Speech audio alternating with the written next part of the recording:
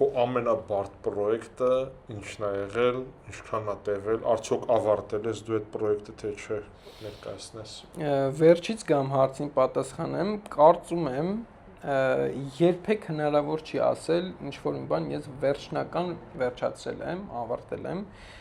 Ուղղակի ինչ որ մի պահ է գալիս, որ հասկանում ես լավ, գոնե այսքանով հերիք է։ Հաջորդ սկզբունքը, որ ունեմ, ես իրականում արվեստի մեջ sense շատ ցեմենտա բետոնած սկզբունքներ ունեմ, ու սկզբունքներից մեկն է, որ եթե մի բան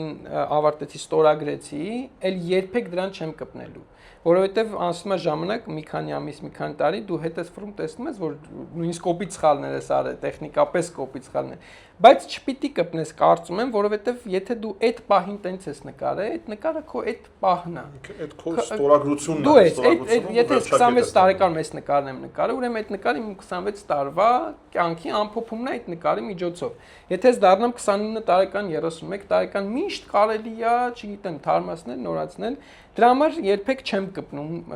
ավարտված նկարներին, ու չես էլ կարա հասկանաս երբ ես ավարտում, բայց ասում եմ, մի պահ գալիս է, որ հասկանում ես, լավ, ժամանակն է, որ ստորագրեմ, ասենք ճակերտա որ ավարտեմ։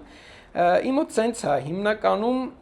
ես նկարները նկարում եմ իրար հետ, այսինքն նույնիսկ մի անգամ ռեկորդս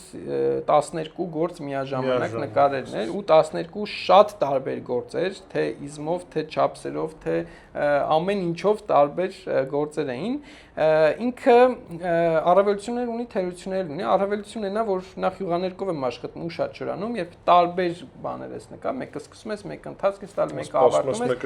չես սպասում հենց այդ ամբողջ խնդիրը։ Եթե մի գործ անես, ինքս պետք է սպասես մի շերտը չորանա, հետո մյուս շերտը մի քանի օր չորանա, դու մյուս աշխատանքից, պատասխանատու 12-ից հետ ես գալիս ինքը արդեն չորանա։